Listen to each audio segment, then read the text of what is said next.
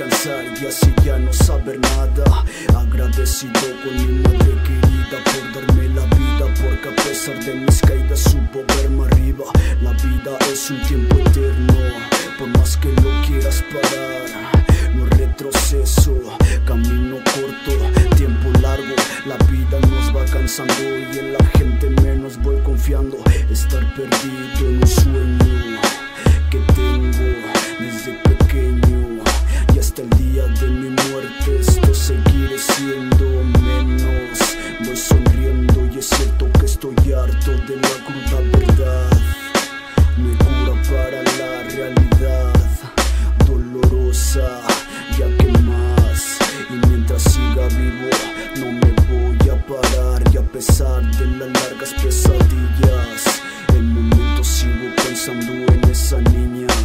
Bonita la noche el día que caí en reproches, cantando tristes melodías, recordando los días de las mentiras, cuando me dijiste que me querías. Harto de las risas dentro de mi mente que no salían, sentado en una silla mirando por la ventanilla, la noche fría, lluviosa, como en la poesía de su mentira culposa. Volando se olvida ese pasado, es como un cactus al que me sigo aferrando y sigo pensando, porque sigo aquí. Me perdí dentro de mí sin saber huellas de cómo ser feliz. Sí, tan solo tener un minuto para ver esa triste foto en que solíamos estar uno al lado del otro y olvidar todo.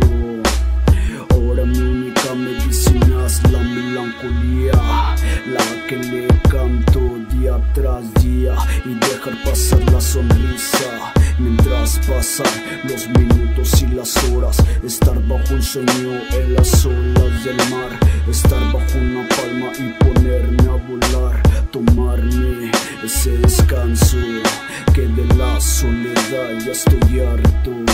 Ya quiero soltarte de la mano, lo que pasa no es en vano y es por eso que lo sigo cantando.